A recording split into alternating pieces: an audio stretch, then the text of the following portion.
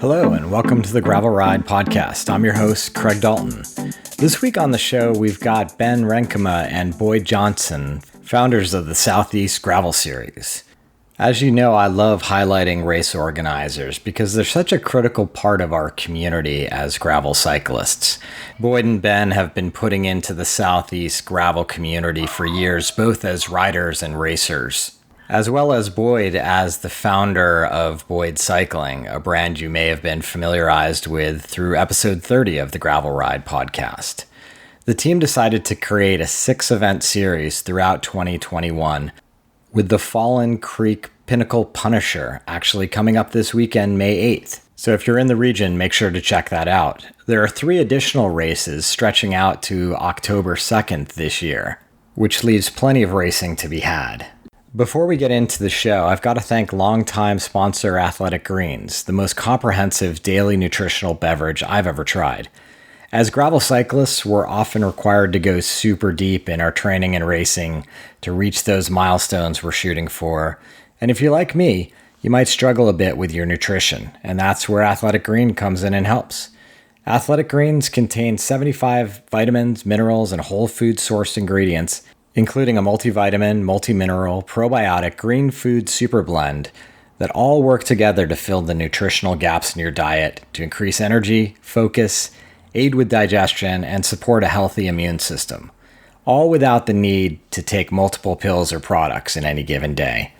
The key for me is I love taking a drink every morning and knowing that I've got my nutritional bases covered. For my Athletic Greens use, I like to mix it with ice, and on big days, I'll actually take it twice, once in the morning and once post-ride. I've been an Athletic Greens user for many years prior to this podcast, so I was super excited to have them come on board as a sponsor, and even more excited that they've become a long-term sponsor. If you're interested in checking out Athletic Greens, simply visit athleticgreens.com/thegravelride. And if you do so today, they're throwing in a year's supply of vitamin D and 5 free travel packs. So remember, visit athleticgreens.com/thegravelride. With all that said, let's dive right into my conversation with Ben and Boyd about the Southeast Gravel Series. Ben, Boyd, welcome to the show. Thanks for having us.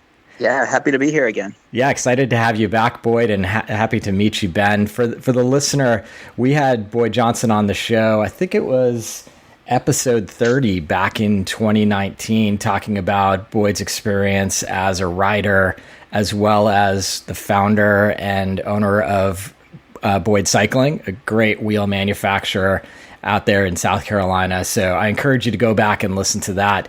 Boyd, you're in rarefied air of being a 2-time guest on the show. I think there's only 2 or 3 others in that group. Well, it's good to be in that company. So cool. Ben, welcome to the show for the first time. We always start by getting a little bit of your background as a rider. So if you could just start by just give us a quick synopsis of how you came to the sport and how ultimately you ended up riding off-road on gravel bikes. Definitely. So I like to tell people that I've been riding gravel since the early 2000s. I grew up in Holland, Michigan, and before I even knew bike racing was a thing, I used to take my crappy road bike and just bomb down gravel roads because that's what we had a lot of. About a year later, I found out bike racing was a thing. So I went with my best friend, did my first bike race, and that was kind of it. Started as a mountain bike racer mostly, got into road racing about 2007, kind of started racing at a professional level on the road, did that all the way until halfway through 2019. And then, partway between that, Boyd and I were teammates for a while. And we both kind of had this common, we love to explore, ride off-road on road bikes. And that's kind of how Southeast Gravel came about. Nice. And if I'm not mistaken, you spent a little time with some stars and stripes on your back. I did, yeah. I was lucky enough to, have won 3 national championships as a cyclist. The best one being 2017 Elite National Championships for the Criterium, which, trying to win that race for a long time. So I was super stoked to win that. Nice. A good way to go out. And probably 2019 was a good time to end a professional career on the road, given what happened in 2020. Oh, it made it very easy to end my career then. I had a heart condition halfway through 2019 that kind of forced me into, retiring. But I tell you what, 2020, when no one was racing, it wasn't as hard as it should have been. I bet. It gave you a little bit more time to think about gravel, I imagine. Exactly. Yep. What's really important. So, gentlemen, why don't you tell everybody where in the country you're located? And then I'm excited to get into the Southeast Gravel Series. I think it's a real unique set of events, and I was excited to watch the last one unfold on Instagram. Yeah, so Ben and I both live in Greenville, South Carolina. He was actually living in Florida, and he was talking about moving up to Greenville. I think this was 2012. And so he was working at a bike shop. He had been building some wheels, and so we actually hired him as one of our first wheel builders and got him to move to Greenville. And we've been here ever since. He started his own company, outside of Southeast Gravel as well. And so he's no longer working for Boyd Cycling, but we remain friends and we run Southeast Gravel together, and we run that out of Greenville. And how did the series come about? Is this the first year for it, or did you have events prior to 2021? So this is technically the third year. It's kind of funny. The first year just sort of happened by accident. I'm a big map geek. I like to go out and find new roads, and I plotted a 80-mile course down by Clinton, South Carolina. And after I got done with it, there was not a single Strava segment on the course. And I was like, oh, we have to turn this into an event. And so I just put out a Facebook message, a post, and I said, hey, just did this ride. Who would be interested in a cycling event out here? And 200 people commented and said that they would come out to it. So we quickly made a bike reg page, started the event, and we got 200 people to come to that first one. It wasn't even Southeast Gravel at the time. We didn't really even have a name for the event or anything like that. Ben came and raced it, and I think, Ben, you got second or third place. And after that, we were talking about it, and we knew that we had to make the series even bigger and better. Absolutely. Yep. Yeah, I think it was like that afternoon or the next day, Boyd's like, this is going to be a thing. Like, I need your help. Let's do this together. And I was 100% on board. Amazing. I remember from our earlier conversation, Boyd, your love of adventure and just getting out there and discovering the lesser known gravel roads in your neck of the woods. Yeah. And a lot of times, when I go out for an exploration ride, it's usually by myself because, sometimes I find an amazing route like that. And other times I ended up just hiking through the woods for a while, carrying my bike with me. It's important to know your partners when you're going out for an adventure and what they're actually going to get into, for sure. Yeah. Boyd has a little bit of a reputation in Greenville. Eventually, everyone started calling them Boyd rides, where he would try to get his friends to come with him, but everybody knew that, okay, we're probably going to be carrying our bikes through the woods. So, but it's kind of funny. It's full circle. Now people pay us for that pleasure. Nice. Can you characterize the roads of South and North Carolina that you tend towards for these gravel events? So a lot of it's very different because we've got 6 different events. Most of the gravel that we have, it's, cars can travel down the roads. There's very rarely a situation where you're going to find where vehicles can't get to. The race we just had, we have a little bit of single track in there, but it's only about a mile or so. Some of the roads are big, chunky gravel, and others you can ride a road bike on them, no problem. Gotcha. So as far as equipment choices go, it sounds like, fairly narrow tire would suit for most of the courses. I would say we've got our first 2 events. Well, our first event is Clinton. We actually, in 2019, our winner did it on a road bike with 32 mil tires. That being said, he was a very skilled professional, not something that everybody wants to do. And then we have, I would say our roughest course is May 8th coming up, Falling Creek, Pinnacle Punisher. That's something where you're going to really want more of a 40 to a 42 mil tire, something even bigger if you want to be comfortable and have a lot of confidence, because there are big boulders, there's, big gnarly gravel, fast downhills with rough rocks. And I think that's what makes Southeast Gravel so cool, is it's not just one event. It's very different. Yeah, so as you guys have laid it out, I believe it's a 6-event series. Is that correct? Yes. And starting in March, fairly early in the season, and ending in October, obviously that's a full cycling season journey for the athletes. As you laid out the courses, did you think about that, and did you think about adding elevation or complexity and technicality to the courses over the journey of the series? Yeah, we definitely put a good amount of thought into it. Originally the first event, which is the gravel battle of Sunper Forest, was earlier. It was kind of February.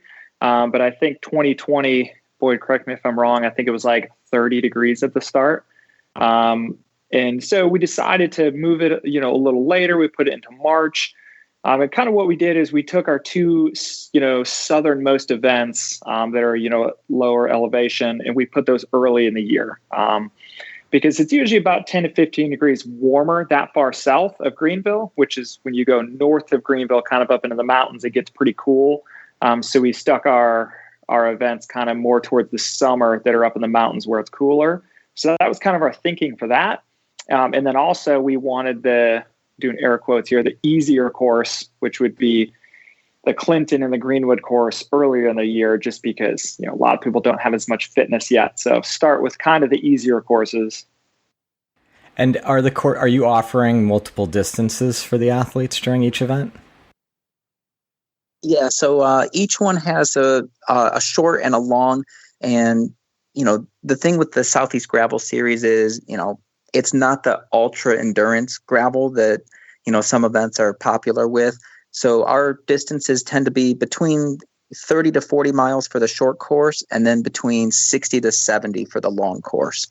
Great. Yeah, I actually kind of like that. That's my sweet spot. I found the kind of extension of this ultra endurance race kind of category doesn't necessarily fit with me personally. I mean, I did my Leadville 100s and I did that stuff when I was a little bit younger, but now it's nice if it's 100K.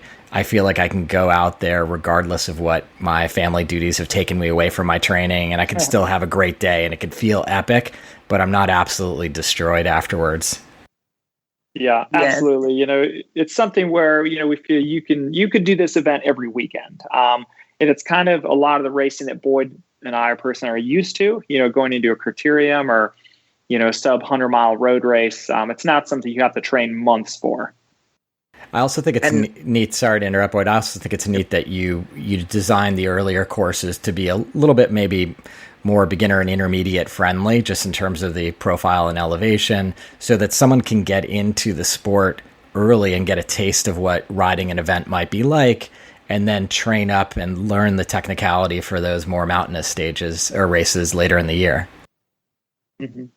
Yeah, I think, we get the question all the time. It's like, well, I don't really race my bike. I want to come out and, can I just ride this? And so having some of the, easier terrain courses earlier in the season, it lets people get out, and we encourage all levels of people to come out. I mean, whether you're averaging 8 or 28 miles per hour, it's got a course for you.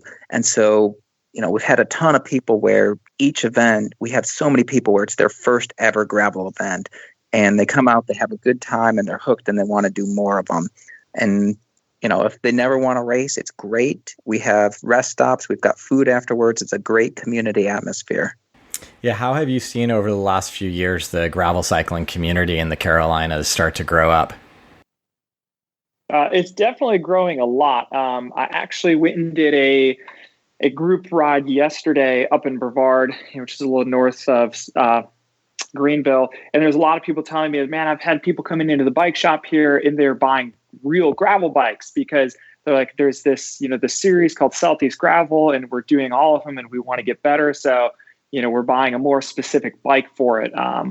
And yeah, my wife and I, Christy, with our company, we're a coaching company, and we have so many of our normal athletes that are runners, that are triathletes, road cyclists, and they're getting into gravel just because, hey, everyone's doing it. I want to try it. And they try it and they just absolutely love it.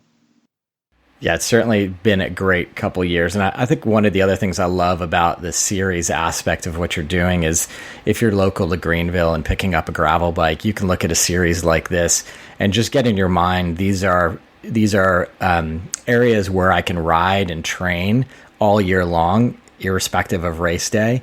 And I can get out there and know where other gravel athletes are putting down some miles.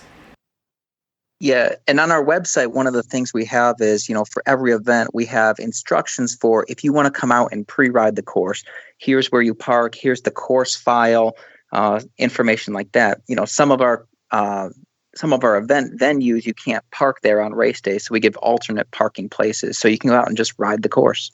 That makes sense. That's awesome. I love that about the gravel cycling community, that across the board, everybody's very giving about information. And it's so great to see you facilitating that at the Southeast Gravel website hub.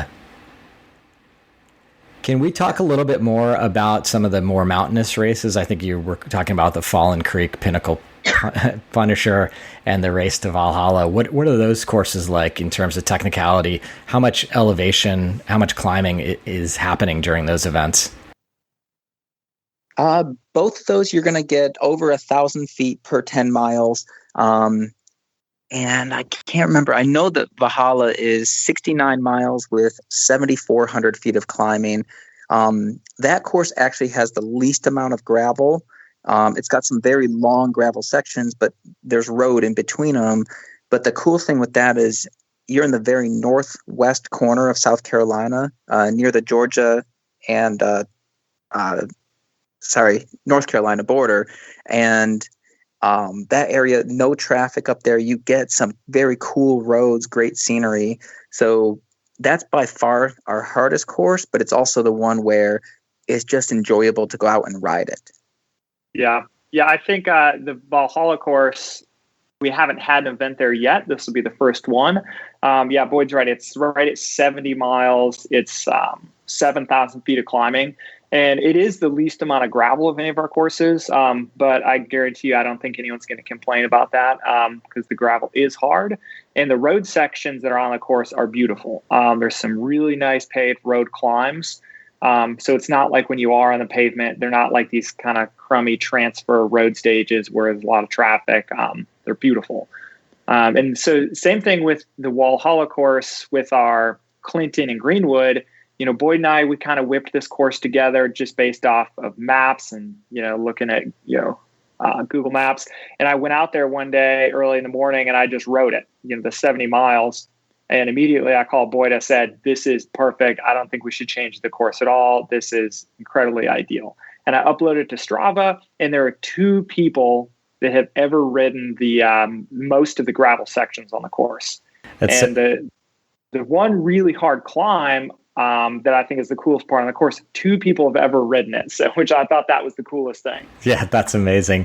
I talked to a couple other sort of regional groups that are putting together events, and it's funny when they talk about how the locals are just sort of amazed and flabbergasted that all of a sudden on a weekend you're now getting a dozen riders out there training in these rural communities that see very little car traffic, let alone cycling traffic. Yep. Yeah, we get that a lot. It's pretty funny. Like, why are all these people suddenly coming to Greenwood, South Carolina? Like, doesn't make any sense. We talked about how this is a 6-race series. Are you tracking athletes' performance in each race and doing a kind of overall season-long competition? Yeah, so each one of the 6 races, as soon as you enter one of them, you're eligible for the Omnium. We've got a points calculator and it actually tracks it as soon as you finish. We know your Omnium results and, we can track that. And so we do a year-long series for Omnium points as well. Nice. And you're a couple events down already, and I imagine a lot of the men and women athletes that have been attending. Are you seeing throughout the series different skill sets that are favoring one type of athlete versus another start to emerge? I think so, definitely. I'm really excited for Falling Creek coming up May 8th because, now we start to get into the climbing. I was actually just talking to two of my athletes and one of my teammates. The one did really well at the first two events, but he's not going to do so great at the next one, just because he's a bigger, more powerful rider. So it's exciting to see that, if you don't do great in the flatter ones, but you're a climber, okay, well, now's your chance to shine, and vice versa. Yeah, just out of curiosity, with you mentioned that you've got your new coaching organization that you've been working on. RedRocketRevolution.com is the URL for the coaching services, right? Yes. Yep. And so for that athlete, the bigger guy who's does well on the lower elevation and lower climbing routes, what type of transition are you making for him as a coach to try to make him as competitive as possible when it starts going uphill more? It's a lot mental. A lot of the people that we work with, me being a racer, I was always a sprinter, and I would go into these races and think, okay, well, there's climbing. I'm not a climber. And so guess what? The second that climb starts, you just give up and you don't even try. So of course, changing the training up a little bit, but just mental, like it is so much mental. People don't realize that, okay, there is a lot of descending on this course still, and there's still some flat riding. You never know what's going to happen. You just get on that climb, you ride your pace that you can hold. Maybe don't try to stay with the leader, stay within your limit, and then race your strengths on the descents and the flats. So really, I think just kind of, in between the ears, just the mental game. Yeah, I think there's a lot to that in gravel in general. Just the idea that everybody around you is going to be suffering at some point, and this is obviously extendable to cycling in general. Just knowing that everybody's going to be hurting, and it's the athletes that can push through that and keep motivated, keep moving forward, always moving forward. Those are the people who are going to excel in gravel racing. Yeah. Well, and I think a good example of what Ben was just talking about, if you watch the video for the Greenwood gravel grinder, after the first hard section, you had a lead group of 5 riders, and you may have looked at that of like, oh, the strongest 5 are up the road, but the second and third group caught up with them after like 20 miles, and all of a sudden it's a whole new race. Yeah, I thought that was interesting, and I do want to get into your Instagram coverage because I felt like to a degree I was there, which was awesome. I agree. I was watching it, and I think Ben was commentating out there, and there was the lead group up the road, and it felt like a foregone conclusion. And then all of a sudden, boom, you had this big group bridge up, and it was really fun to be part of the action. Yeah, it was cool. And I think even, when I was kind of doing my on the motorcycle announcing, I was like, well, this is our 6-rider group. Like, this is it for the day. But I was actually quite surprised that we had 3 groups once we hit the first pavement section, and it all came together. So I think we had 30 people going into kind of the first hard little climb of the day. And I was super surprised by that, but really cool to watch that happen. Yeah, for the listener, I was watching via the Southeast Gravel Instagram account the same weekend as Rock Cobbler was going on out in California, and had some other coverage from the team at Pure Gravel. It was just a lot of fun as a fan of the sport to be able to see those 2 events. Can we talk a little bit about your vision for how to cover these events? It's incredibly complicated. You were out there in a motorcycle trying to get as much footage as you can. What did you learn? And as a fan who saw it, great job getting out there. What did you learn in this event? And what are you going to try to do in future events to keep fans around the country and around the region watching and participating from their armchairs? Yeah, totally. The coolest thing about having 6 events in 1 year is we can quickly make changes and make things better. And that's, we have all these categories of things, the food, the courses, the coverage. So what I want to do better for the next time is I'm actually going to put someone on the motorcycle with me, so I can get closer to the group safely, and kind of get that, inside of the group coverage, really see those pain faces, get a really good shot of, okay, who are these riders? And the biggest thing that's been a struggle for me doing this on my own is I want to get coverage of the women's race, especially our first event. I mean, we had like 40 pro women out there.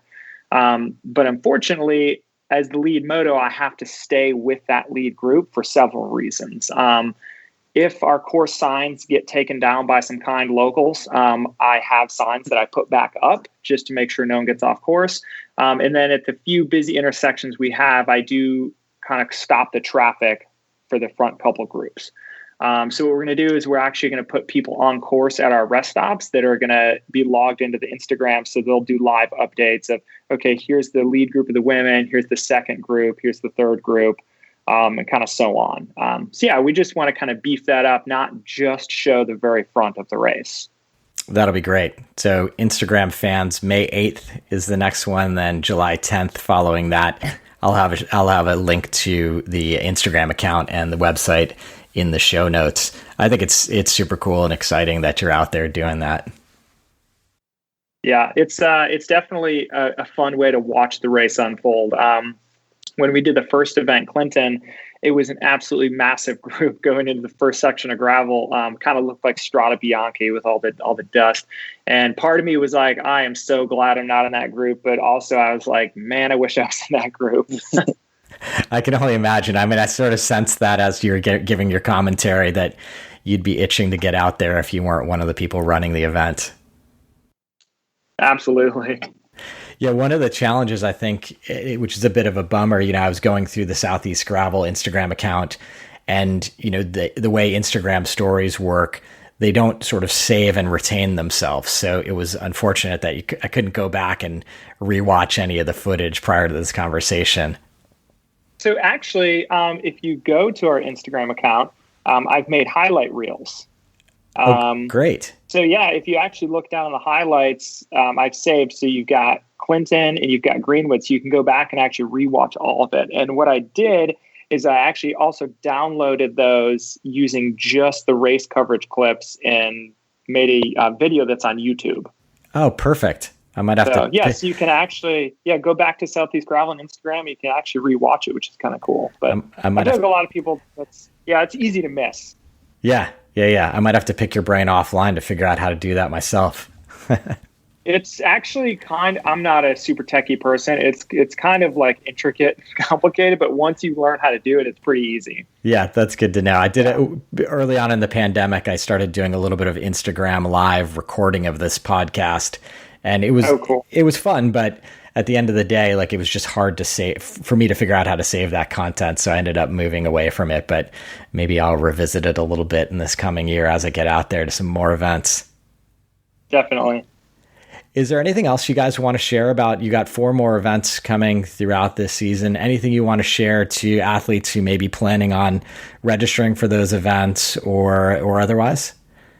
I think the main message is, the people who are coming out, they're having a blast. You have people that worried if they're going to be fit enough to do it. We've had people who do the long course, and halfway through they realize that maybe they should transfer to the short course, and we can adjust the result on the fly. Really, we just want people coming out, enjoying the roads, having a good time. We've got a really good community atmosphere with, free lunch afterwards. We've got a really good beer sponsor, and it's just a great time, a great day on the bike. Yeah, I absolutely agree with that. And kind of to, piggyback off that is, I like to tell people, if you're a pro bike racer, you're going to have a lot of fun. There's awesome competition, but most of the people out here are not bike racers. And that's what I love about gravel is, being a criterium, a road racer, it's like, if you're a beginner, you go out there, we've all seen it. You get dropped 2 laps in, you get pulled off the course. Okay, I drove 3 hours for a 5-minute race, and it's probably embarrassing.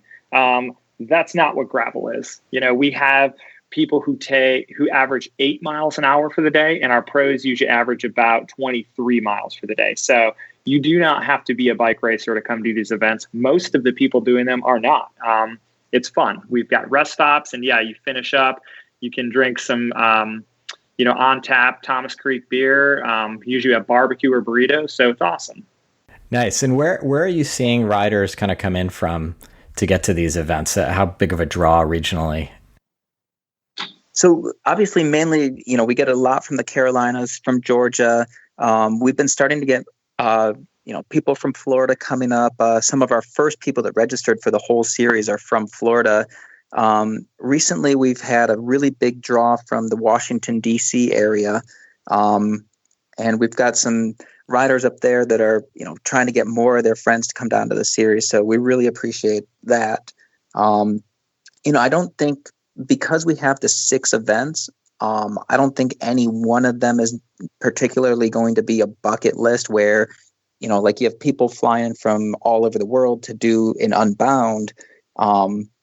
We've got a little bit more manageable where, you're coming, it's a, 1 day or a weekend event. You don't have to plan, a week and a half of travel around it.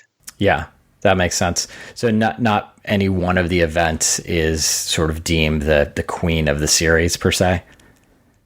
Yeah, the Clinton one, the Battle of Sumter Forest, the first one that we had, because we've had that now for 3 years, that's been our largest attendance. It's the first one of the year people are itching to get out and ride their bike in a competitive environment. I think the Valhalla one has the potential to be that really hard challenge that people are looking for. So each one is unique in its own aspect. Yeah. Nice. And then, regionally, are you seeing more and more events crop up in 2021 that hadn't existed before? Are we starting to see a growing trend in that region for more events? There's, obviously more gravel racing that happens. Ben and I have already gone and done a few races this year, but we've had some pretty good staples in the area for a while. Southern Cross, up in northern Georgia, we've got Monster Cross in Pisgah. We just went down into the Swamp Fox. Pretty good. So there's a good series, a good amount of events that happen around here. Yeah, it certainly seems like as a region, Southeast has had gravel athletes for many, many years now that have been standouts and a lot of participants out of that region. Yeah, and we get a good draw. We get a good draw because we've got such a good mountain bike scene here, and the road scene's been really good too. And gravel's kind of where the mountain bikers and the road riders are starting to play with each other. Yep. Yeah, it's super interesting. Do you get a sense that more are getting drawn from one sport or the other? No, I what I've noticed is it's an absolute mix. So Clinton, our first event this year, where we just had an absolutely massive pro field for men and women. I mean, it's evenly split. There's a lot of pro mountain bikers that live up in Brevard, kind of Asheville area, and I mean, they all came out. And then we had, a handful of pro road racers, so I think it's a really even split. And then also cross racers. We had a handful of legit cross racers who live up in Asheville. So I think it's a really pretty much 50-50 split of mountain bikers and roadies. Yeah, I guess that makes sense as the bikes have become sort of more capable. I remember starting out as a mountain bike racer, begrudgingly getting a road bike because I knew I needed to train on the road in order to be competitive as a mountain biker. But I suppose today, you're probably not going out and buying a pure road bike if you're a mountain biker. You're getting one of these gravel bikes and then falling in love with all the great things about drop bar riding on road and mixed terrain, and then discovering, hey, this can really push me, even as a technical mountain biker. Riding these drop bars on these trails can really push me and challenge me in a way that's super exciting. Definitely. Yeah, gentlemen, thank you so much for the overview of Southeast Gravel. As I said, I'll put all the appropriate links in the show notes for this, and I hope you guys have a successful series. Awesome. Yeah, you're gonna come out and race with us, right? I hope to, man. I've been itching to get to some East Coast events for a long time. I thought last year was going to be a year of great gravel travel for me, but obviously that imploded. So I'm slowly getting around to the idea of getting on a plane and getting out there. So I would definitely love to hit some of your events. Well, we'd love to have you. Big thanks to Boyd and Ben for that invitation. And thank you for joining us this week on the Gravel Ride podcast. It was great to learn more about the series, and I love that it's a year-long series of events. I think it's so great for a region to have that type of cornerstone event. Here in Northern California, we have the Grasshopper Series, so it's great to hear of other regions standing up events. I'll have all the appropriate links to their websites and social media properties for you to check out. And if you're interested in more regional information as a gravel cyclist, I encourage you to join the Ridership. The Ridership is a free online forum where gravel cyclists are connecting on both a regional and macro basis, talking about all kinds of things related to gravel cycling. It's also the number one way to give me feedback of the show or get in touch with me directly. Simply visit www.theridership.com for your free membership. And if you're interested in supporting the show further, please visit buymeacoffee.com/thegravelride. I genuinely appreciate all the contributions that have been made to date to cover the overhead of the show. It puts a little more fire in my belly to keep churning out the episodes. Until next time, here's to finding some dirt under your wheels.